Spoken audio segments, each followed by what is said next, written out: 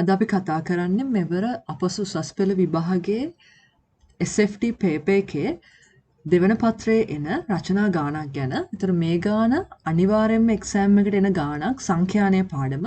ඒතර මේකේ තියෙන විශේෂත්වය තමයි මෙන්න මේ සංඛ්‍යානය පාඩමේ මූලික තියරි එකක් හරියට ඉගෙනගෙන නැති වුණත් මෙන්න මේ පසුගිය ප්‍රශ්න පත්‍ර කීපයක් හරියට අධ්‍යයනය කරොත් අපිට මේ ගාන සම්පූර්ණයෙන් ගොඩ දාගන්න පුළුවන්. ඒතර ලකුණු 150 150ම ගන්න පුළුවන් ගානක්. ඇත්තට මේ ගාන හරිම ලේසි හරියට ඉගෙන ගත්තට පස්සේ අපි එනම් යම් 2024 ගාන කොහොමද කරන්න කියලා බලන්න. එතකොට අපිට මේ ගානේ ගොඩක් වෙලාවට B කොටසේ පස්වෙනි ප්‍රශ්නයේ විදියට එන්නේ.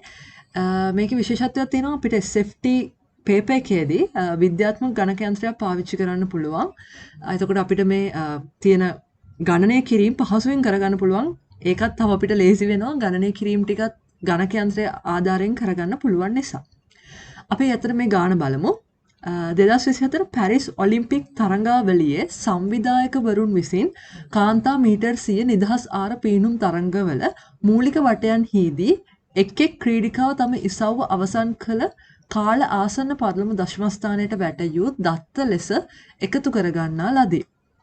මෙම ඉසව්වේ තරඟකාරත්වය අවබෝධ කර ගැනීම සඳහා සංවිධායකවරුන්ට මෙම කාලවල ව්‍යාප්තිය විශ්ලේෂණය කිරීමට අවශ්‍යව ඇත. ක්‍රීඩිකාවන් 25 දෙනෙකු ඔවුන්ගේ ඉසව් අවසන් කිරීමට ගත කළ කාලවල සංඛ්‍යාත ව්‍යාප්තිය පළමු වගුවේ දැක්වේ. එතකොට අපිට ඇත්තටම දැන් අපි O level වලත් තිබ්බ මේ විදිහේ සංඛ්‍යාත ව්‍යාප්ති ගානක්. ඒතර මෙතනදිත් ඒ විදිහටම තමයි දීලා තියෙන්නේ. කාල ප්‍රාන්තර දීලා තියෙනවා. ඒකට අදාළ සංඛ්‍යාතය දීලා තියෙනවා. මේ වගුව අපි නැවත පිටපත් කරගෙන තමයි අපේ ඉතුරු ගණනය කිරීම වලට හදා ගන්න ඕනේ.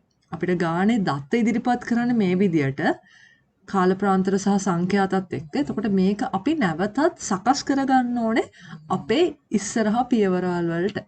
ඒතර ගොඩක් වෙලාවට මේ එකම ස්ට්‍රක්චර් එකක් තමයි යන්නේ මේ වගුවට. අපි බලමු සමහර තීරු වෙනස් වෙනවා. අපි එක එක ගානට අනුව බලමු මේ දේවල් වෙනස් වෙන්නේ කොහොමද කියලා. එතකොට මේකෙදි අහන පළවෙනි ප්‍රශ්නේ තමයි පහත දී ඇති වගුව පිළිතුරු පත්‍රෙහි පිටපත් කරගෙන පන්ති මායිම පන්ති ලකුණ වැඩිවන සමුචිත සංඛ්‍යාතය සහ වැඩිවන සමුචිත සංඛ්‍යාතය යන තීරුව සම්පූර්ණ කරන්න. එතකොට මේ තීරු තුන අපිට හරියට සම්පූර්ණ කරගන්න හරියට එක ගානක් හරියට කරගත්තොත් අනිත් ගණන් ටික ඔක්කොම මේකෙදි අපිට හරියට කරගන්න පුළුවන්. ඒතර හරි අවබෝධයක් තියෙනවනේ මොකද්ද පන්ති මායිම කියන්නේ? මොකද්ද පන්ති ලකුණ කියන්නේ? වැඩිවන සමුචිත සංඛ්‍යාතය සහ වැඩිවන ප්‍රතිශත සමුචිත සංඛ්‍යාතය. ඒ දෙක. හරි. අපි දැන් පටන් ගමු ගාන කරන්න. මුලින්ම ඔයාලා මේ වගුව හරියට පිටපත් කරගන්න. එතන තමයි වැදගත්ම දේ. මෙතන තියෙන දත්ත ටික අපි හරියට පේපර් එකකට පිටපත් කරගන්න ඕනේ. අපි මුලින්ම මේ වගුව ඇඳගමු.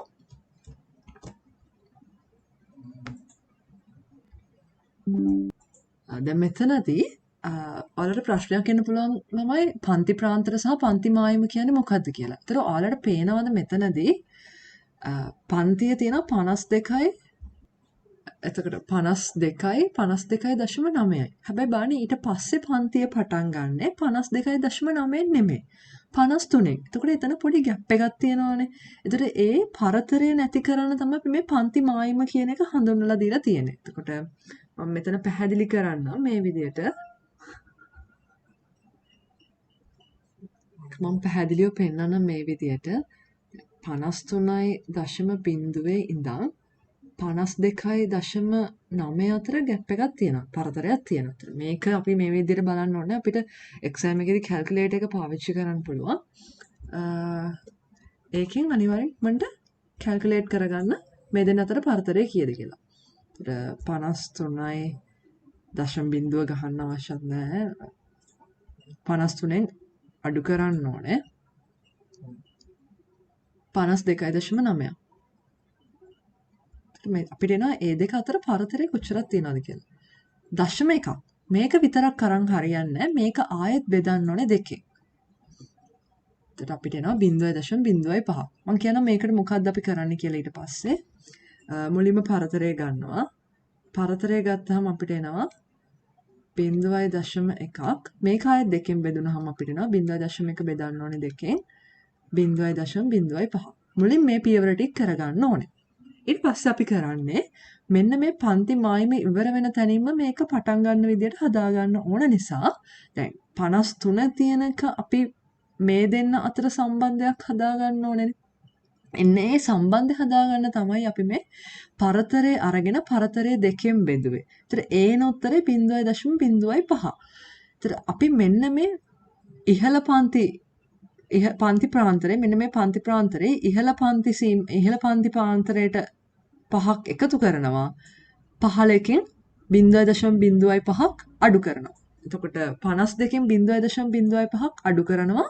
52.9ට 0.05ක් එකතු කරනවා.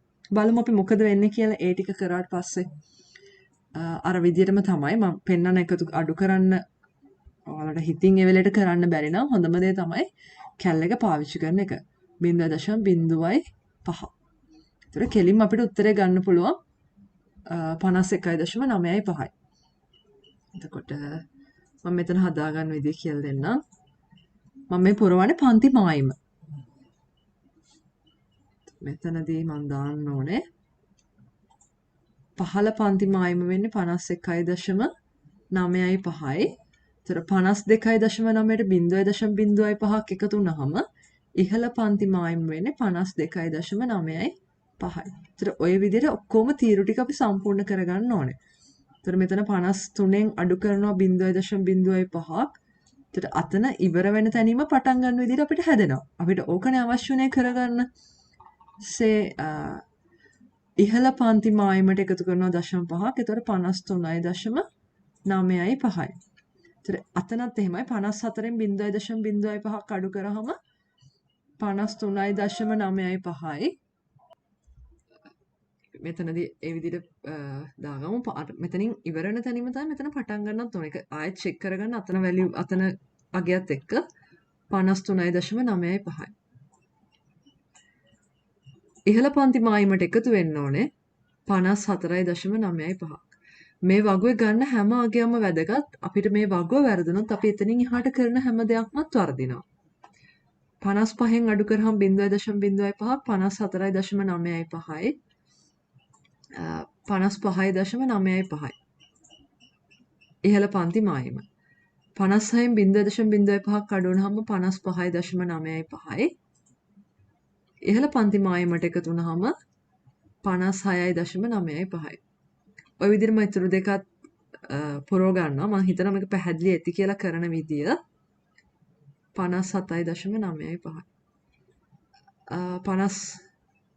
57.95යි. 58.95යි. එතකොට අපි මෙන්න මේ කරපු දෙයින් පන්ති තරමට කිසිම හානියක් වෙන්නේ නැහැ. ඊළඟට පන්ති ලකුණ. මේකත් හරිම වැදගත්. හැම දැන් මොනම ගාන ආවත් මෙන්න මේ පන්ති මායිම හදාගන්න එක, පන්ති ලකුණ හදාගන්න එක හරිම වැදගත් වෙන තැන. පන්ති ලකුණ අපි හදන්නේ පන්ති මායිමේ මායිම් දෙකක් තියෙනවා. පහළ පන්ති මායිමයි ඉහළ පන්ති මායිමයි තියෙනවා. මේ දෙක එකට එකතු කරලා දෙකෙන් බෙදන්න ඕනේ. මේක හරිම ලේසි. අපි කැල් එක පාවිච්චි කරන එකෙන් අපි කරන්නේ මෙතනදී මම පියවර ලියලා පෙන්නන්නම්. මේ පියවර ටික අපිට කැල් එකේ ගැහුවොත් එකපාරම උත්තර ටික ගන්න පුළුවන්. මම එක උදාහරණයක් කරලා පෙන්නනම් පන්ති ලකුණ ගන්න විදියට. මෙතනදී වෙන්න අවශ්‍ය දේ වෙන්නේ 51.95යි 52.95යි එකතු කරලා මේන උත්තරේ බෙදන්න ඕනේ දෙකෙන්. බිඳුවයි මෙතනදී එකක් ඉතුරු වෙනවා 9 9 18යි 18යි 19 9 දාන එකක් ඉතිරි 3යි 4යි 104යි. මේක දෙකෙන් බෙදන්න. අතරම ඔයගොල්ලෝ මෙහෙම හදන්න ඕනේ නෑ ළමයි. හදද්දි කැල් එකේ උත්තරේ මේ දෙක එකතු කරලා දෙකෙන් බෙදන්න. 104.9 බෙදන්න ඕනේ දෙකෙන්. 104.9 බෙදන්න ඕනේ දෙකෙන්. මෙන්න මේක තමයි පන්ති ලකුණ කියලා අපි ගන්නෙ. 52.45යි. එතකොට මෙන්න මේක අපි හැම තීරුවම මේ විදියට ගණනය කරලා පුරව ගන්න ඕනේ. මෙතන කරනවා 52.45යි. එතකොට හැම දෙකක්ම මේ විදියට එකතු කරලා දෙකෙන් බෙදලා පුරව ගන්න ඕනේ. මම එහෙම හදාගෙන පෙන්නන්නම් මේක කොහොමද කරන්න කියලා. හරි. මම ඒතර මේ ටික පුරව ගත්තා වගුවේ. අර විදිහට තමයි හැම එකම කරේ. පන්ති මායිම් දෙක එකට එකතු කරලා දෙකෙන් බෙදනවා. එහෙම කරගත්තට පස්සේ අපි යනවා වැඩි වෙන සමුචිත සංඛ්‍යාත. ඒතර මේකේ දෙකක් තියෙනවා. සමහර ගණන් එනවා අඩු වෙන සමුචිත සංඛ්‍යාතය ඇසුරෙන්. මේ අවුරුද්දේ වෙලා තියෙන්නේ වැඩි වෙන සමුචිත සංඛ්‍යාතය ඇසුරෙන්. ඒතර අපි මුලින්ම කරන්නේ සමුචිත සංඛ්‍යාතය කියලා කියන්නේ සංඛ්‍යාතවල එකතුවක් කියන එක. ඒතර මෙතනට අපිට එකතුවක් නැහැ. මෙතන ලියනවා කෙලින්ම 3. ඒතර අපි ඊළඟ තීරුවට ලියන එක ලියන්නේ මෙන්න මේ 4 මේ 3 එකතු වෙලා තමයි ලියවෙන්න ඕනේ. ඒතර 3යි 7යි 10යි. ඒතර මේ 10ට එකතු වෙනවා ආයෙත් මෙන්න මේ යට තියෙන අගය. 10යි 5යි 15යි. ඔය විදිහට ලියවෙන්න ඕනේ. 15යි 3යි 18යි. 18යි 2යි 20යි. 20යි 2යි 22යි. 22යි 3යි 25යි. ඒතර ඔක්කොම දත්ත 25ක් තියෙනවා මෙතනදී. ක්‍රීඩිකාවන් සංඛ්‍යාව 25ක් ඉන්නවා. ඊට පස්සේ ආයෙත් තියෙනවා වැඩි වෙන ප්‍රතිශත සමුචිත සංඛ්‍යාත. ඒතර ප්‍රතිශතයක් කිව්වහම හැමතිස්සෙම ඔළුවේ තියෙන්න ඕනේ 100ට 100ෙන් වැඩි වෙන්න ඕනේ කියන එක. ඒතර මේ 100ට 100ෙන් වැඩි වෙන්නේ භාගයක්. මේ භාගය හදාගන්නේ මෙන්න මේ අදාළ අගය බෙදන්න ඕනේ මුළු අගේ. මුළු කොච්චරක් තියනවද කියන එක. 3 බෙදීම 25. ඔක්කොම තියෙනවා මෙතන ක්‍රීඩික සංඛ්‍යාතයේ මුළු සංඛ්‍යාතය වෙන්නේ 25යි. එතකොට අපි මේක හදාගන්න විදිය 3 බෙදීම 25 වැඩි කිරීම 100ට 100. ওই විදිහට හැම තීරුවක් ඉස්සරහම හැම මෙන්න මේ හිස්තැනක් ඉස්සරහම තියෙන ඉස්සරහාගය 25න් බෙදලා 100න් වැඩි කරන්න ඕනේ. එතකොට මෙතනදී අපිට ආයෙත් ගණක යන්ත්‍රය පාවිච්චි කරන්න පුළුවන්. 5ට 1යි 100ට 25ව 4යි 4 රත් තුන 12යි. එතන මෙතන ප්‍රශ්නයක් විදිහට එනවා 12. ඒ විදිහට හැම එකම දාලා බලන්න.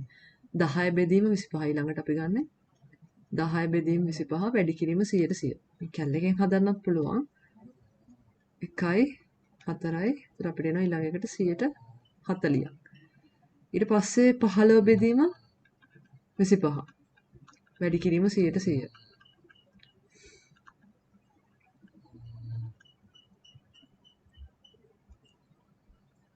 මෙතනදී 15 4ෙන් වැඩි කරාම 60යි. ඔය විදිහට අපිට සම්පූර්ණ කරගන්න පුළුවන්. 18 4ෙන් වැඩි කරාම 18 බෙදීම 25 වැඩි කිරීම 100ට 100. 25ට 1යි 100ට 4යි 8 වරක් 4 32න් 2 දානවා 3ක් ඉතිරි 72යි. ඔය විදිහට අපිට අන්තිම තීරුව පුරවද්දී 100 කියන එක එන්න ඕනේ. 20 බෙදීම 25 වැඩි කිරීම 100ට 100. 4යි 80යි. ඒතර මේක මෙහෙම අපිට මැනුවල් හදන්න ඕනේ අපිට කැල්ලකින් හදාගෙන යන්න පුළුවන්. 22 බෙදීම 25 වැඩි කිරීම 100ට 100. එතනෙත් එහෙමයි 25ට 1යි මෙතන 4යි 88යි. අන්තිම එක එන්නේ 25 බෙදීම 25 වැඩි කිරීම 100ට 100 100යි. ඒතර ওই විදිහට වගුව පුරව ගන්න ඕනේ අපි මුලින්ම හරියට.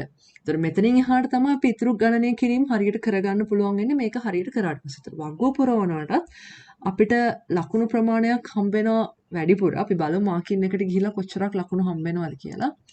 ඒතර මේ මාකින් එකේදී අපිට මෙතන දීලා තියෙන මෙන්න මේ අපි පුරව ගන්න දත්ත වලට අදාළව හම්බෙලා තියෙන ලකුණු ප්‍රමාණ. පන්ති මායිම් පුරවනකොට ලකුණු 10ක් හම්බ වෙනවා. පන්ති ලකුණ හොයා ගන්නකොට ලකුණු 10ක් හම්බ වෙනවා. වැඩි වෙන සමුචිත සංඛ්‍යාතය හොයා ගන්නකොට ලකුණු 10යි. අතන්ට 10යි. මෙතනම ලකුණු 40ක් අපිට හම්බෙලා ඉවරයි අපි මේ වගුව හරියට කරොත්. අපි ඊළඟට ඊළඟ ප්‍රශ්නයේදී කියන්නේ එක් කරාට පස්සේ ඉලක්ක දෙකේදී අපි හොයන්නේ මධ්‍යන්නය. මධ්‍යන්නය හොයන සූත්‍රය තමයි x බාර් සමානයි සිග්මා fi xi බෙදීම සිග්මා fi. ඒතර මේ දේවල් දැනගෙන ඉන්න ඕනේ. අපි සිග්මා f කියලා සිග්මා කියන්නේ එකතුව කියන එක සංකේතවත් කරන්න පාවිච්චි කරන සංකේතයක්. සංඛ්‍යාතයට අපි f කියලා පාවිච්චි කරනවා. පන්ති ලකුණ x කියලා පාවිච්චි කරනවා. ඒතර මේ හැමෝගෙම ගුණිතය එකතුවක් තමයි අපි ගන්න ඕනේ. fi xi ගේ ගුණිතයේ එකතුවක්. ඒතර ඒක ලියාගන්න මෙන්න මේ විදිහට. අපි x බාර් කියන කෙනා සැලකුවොත් පළවෙනි තීරුවේ සංඛ්‍යාතය 3යි පන්ති ලකුණ 52.45යි. 3 වැඩි කිරීම 52.45යි. අපි වරහණක් දාලා ලියනවා අගයන් කීපයක් එන්න නිසා. 3 වැඩි කිරීම 52.45යි. ධන 7 වැඩි කිරීම 53.45. අපි සලකන්නේ සංඛ්‍යාතයයි පන්ති ලකුණයි. 7 වැඩි කිරීම 53.45.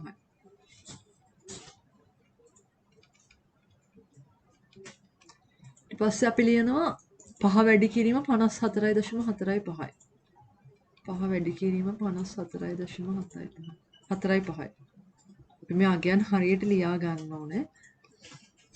3 වැඩි කිරීම 55.45. 3 වැඩි කිරීම 55.45. එකතු කිරීම 2 වැඩි කිරීම 56.45.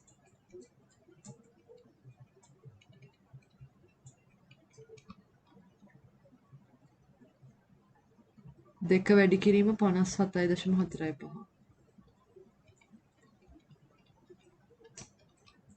3 වැඩි කිරීම 58.45. අපි මේ ටික අපි ගණක යන්ත්‍රයෙන් ගාන හැදුවට මේ පියවර ලියලා පෙන්වන්න ඕනේ. මොකද ඒ තැන්වලදී අපිට ලකුණු හම්බ වෙනවා මේ ලියන පියවර වලට. මේක බෙදන්න ඕනේ මුළු දත්ත සංඛ්‍යාවෙන්. මුළු දත්ත සංඛ්‍යාව කියන්නේ අපිට මුළු සංඛ්‍යාතය දීලා තියෙන්නේ 25යි කියලා. ඒතර ගණක යන්ත්‍රයේ අපි පාවිච්චි කරන විද්‍යාත්මක ගණක යන්ත්‍රය නිසා අපිට මේක මේ විදිහටම දුන්නොත් විද්‍යාත්මක ගණක යන්ත්‍රය බොට්මස් නීතියට අනුව ක්‍රියා කරන්න. එතකොට අපිට නිවැරදි පිළිතුර හම්බ වෙනවා. මේක මේ පිළිවෙලට හරියට බලලා කැල් එකේ ගහගන්න එක වැදගත්. ඒතර අපිට එන උඩ හරයට එනවා, ලවයට එනවා 1373.25ක් හරයට එනවා 25 කියන එක. ඒතර මේක බෙදුවාම අපිට අන්තිම පිළිතුර විදියට එනවා 54.93ක මධ්‍යන්‍ය වේගයක්. මධ්‍යන්‍ය අපෙන් අහන්නේ මැනලා තියෙන තත්පර වලින් නිසා අන්තිම ඒකකයේ තත්පර තියෙන එක වැදගත්. එතකොට මම මෙතන ඇවිල්ලා තියෙන මාකින් එකට. මාකින් එකේදී අපි මෙන්න මේ පියවර ලියන උත්තරේට අපිට ලකුණු 10ක් දීලා තියෙනවා. අන්තිම උත්තරේට ලකුණු 5ක් දීලා තියෙනවා. එතකොට අපිට අර වගුවේ ලකුණු 40යි මෙතන ලකුණු 15යි මේ ටික ඔක්කොම හරියට කරොත් ලකුණු 55ක් ගන්න පුළුවන්. අපි A කොටස සම්පූර්ණ කරලා ඉවරලා B කොටසට යමු. දෙක වගුවේ දී ඇති ව්‍යාප්තිය සඳහා වැඩිවන සමුචිත සංඛ්‍යාත වක්‍රය සපයනු ලබන ප්‍රස්ථාර කඩදාසිය ඇඳ එය පිළිතුරු පත්‍රයට අමුණන්න. දැන් අපිට ප්‍රස්ථාරයක් අඳින්න තියෙන ප්‍රස්ථාර කඩදාසියකුත් දීලා තියෙනවා. බලමු මේක කොහොමද අඳින්නේ කියලා. දැන් අපි මුලින්ම ඛණ්ඩාංක ටික සකස් කරගන්න ඕනේ. ප්‍රස්ථාරයක් අඳින්දී අපිට ඒකට ඛණ්ඩාංක තියෙනවා. ඒතර මෙතනදී x සහ y ඛණ්ඩාංක කියන එක අපි සකස් කරගන්න ඕනේ ප්‍රස්ථාරය අඳින්න. අපි මෙතන ඛණ්ඩාංක ගණින්දී අපිට ආයත වගුව අවශ්‍ය වෙනවා. මෙන්න මේ අපි වගුවේ අපි සලකන්නේ පටන් ගන්න. එතකොට බිඳුවෙන් පටන් ගන්න. බිඳුවෙන් පටන් ගනිද්දී බිඳුවෙන් පටන් ගන්න ඛණ්ඩාංකයේ අදාළ මායිම වෙන්නේ 51.95 බිඳුව. පළවෙනි ඛණ්ඩාංකය ඒක වෙන්නේ. ඊට පස්සේ එතනින් එහාට හැම ඛණ්ඩාංකයක්ම අපි ගන්න මෙන්න මේ පන්ති පායීමේ ඉහළ සීමාවයි මෙන්න මේ වැඩි වෙන සමුචිත සංඛ්‍යාතයේ අගයයි. ඒතර මෙතනදී අපි ගන්න පළවෙනිම එක එන්නේ x ඛණ්ඩාංක විදිහට පළවෙනිම එකේ අපි ගන්න ඕනේ 51.95යි. එතකොට පළවෙනි ඛණ්ඩාංකෙ වෙන්නේ 51.95 බිඳුව. අනිත් ටික පිළිවෙලින් ගන්න ඕනේ. ඉහළ පන්ති මායිම 52.95 3. ඊට පස්සේ 53.95 10. ඔය ආකාරයට අපි ඇඳ ගන්න ඕනේ. මම පෙන්නනම් ඇඳලා තියෙන වගුව කොහොමද කියලා. මෙතින් අපි පටන් ගන්නෙ 51.95. හැබැයි මෙතන පේනවද මෙන්න මේ විදිහේ සලකුණක් යොදලා තියෙනවා පටන් ගන්න තැනම. ඇයි අපි ඒක යොදන්නේ? මෙන්න මේ විදිහට සලකුණක් දාලා තියෙනවා. අපි මෙන්න මේ ප්‍රස්ථාරේ මෙන්න මෙහෙම සලකුණක් දාන්නේ අපි හරියටම ඒ කියන්නේ දැන් බිඳුවේ ඉඳන් 51 වෙනකම්ම අපි අගයන් මාක් කරන්නේ නැහනේ. අන්න ඒ බව හඟවන්න තමයි අපි මෙන්න මේ සලකුණ දාන්නේ. ඒතර පටන් ගන්න ප්‍රස්ථාරේ බිඳුවෙන් පස්සේ කෙලින්ම 51.95. එතකොට පළවෙනිම ලක්ෂ්‍ය පාක් වෙන්න ඕනේ එතනදී. ඊට පස්සේ අපි මෙන්න මේක සුදුසු පරිමාණයකට ඇඳ ගන්න ඕනේ මුලින්ම. සුදුසු පරිමාණයක් පාවිච්චි කරලා ඛණ්ඩාංක පද්ධතිය සම්පූර්ණ කරන් ඉන්න ඕනේ. දැන් මෙතනදී අරන් තියෙන්නේ ලොකු කොටු දෙකක් තමයි එක පන්ති ප්‍රාන්තරයකට පාවිච්චි කරලා තියෙන එක පන්ති මායිමකට 51.95 ඉඳන් 52.95 වෙනකම්. ඊට පස්සේ 52.95 ඉඳන් 53.95 වෙනකම්. ඉතින් අපේ ඔළුවේ අයිඩියා එකක් තියෙන්න ඕනේ මෙන්න මේ අපි ගන්න පන්ති මායිමට අදාළව ගනිද්දී අපිට ප්‍රමාණවත් වෙනවද? කොටු දෙක ගානේ අපි මාක් කරොත් ප්‍රමාණවත්ද කියන එක. ඒතකොට ඒ වගේම y වලට ගන්න සමුචිත සංඛ්‍යාතය. අපි සමුචිත සංඛ්‍යාතයේ වැඩිම අගය තියෙන 25. ඒතකොට මෙතනදී අරන් තියෙන්නේ පහේ කොටු 5ක් එකක් විදියට. මෙතන පළවෙනි එක 1යි 2 3 4 5. ඔය ආකාරයට තමයි අරන් තියෙන්නේ. එතකොට දෙවෙනි ඛණ්ඩාංකෙ වෙන්නේ 52.4 දී මෙතන අගය 3යි. 53.45 දී අගය 10යි. ඒ විදිහට අපිට මාක් කරන් යන්න පුළුවන්. 54.45 දී අගය අපි ඉස්සෙල්ලා ගත්ත වගුවට අනුව 15යි. ඔය කාර්යයට අපි මෙන්න මේ සමුචිත සංඛ්‍යාත වක්‍රය අපිට සම්පූර්ණ කරගන්න පුළුවන්. පන්ති ප්‍රාන්තර වලට අදාළව. ඒතර මෙන්න මේ අඳින වක්‍රයට අපිට ලකුණු හම්බෙනවා. නිවැරදි පරිමාණයට ලකුණු 6ක්, නිවැරදි වක්ෂ නම් කරනවට ලකුණු 8ක්, නිවැරදි ලක්ෂ ලකුණු කරනවට ලකුණු 16ක්, නිවැරදි හැඩයට ලකුණු 5ක් හම්බෙනවා. ඊට පස්සේ ප්‍රශ්නේ මොකද්ද කියන්නේ කියලා අපි බලමු. ඊට පස්සේ අපිට කියනවා මූලික වටයේ තරඟවල වේගවත්ම ක්‍රීඩිකාවන් 8 දෙනා අවසන් වටයට සුදුසුකම් ලබයි. ඉහත B කොටසෙහි අඳින ලද වැඩිවන සමුචිත සංඛ්‍යාත වක්‍රය ඇසුරෙන් අවසන් වටයට සුදුසුකම් ලැබීමේ කාලය නිර්ණය කරන්න. එතකොට දැන් මේ වක්‍රයට අනුව අපිට පැහැදිලි කාලයක්නේ. කාලය අඩුවෙන්ම ගන්න අයට තමයි වැඩිම වේගයක් තියෙන්නේ. වේගය වැඩි කියලා කියන්නේ කාලය අඩුම 8 දෙනා. ඒතර අපිට මෙතනදී මුලින්ම හම්බෙන 8 දෙනාව තමයි මාක් කරගන්න ඕනේ. ඒගොල්ලන් හම්බෙන්නේ කොයි පරාසය ඇතුළතද කියලා. ඒතර දැන් මේ බලන්න මං කිව්වා මෙතන බිඳුවෙන් පටන් ගත්තාම 1 2 3 4 5 6 7 8.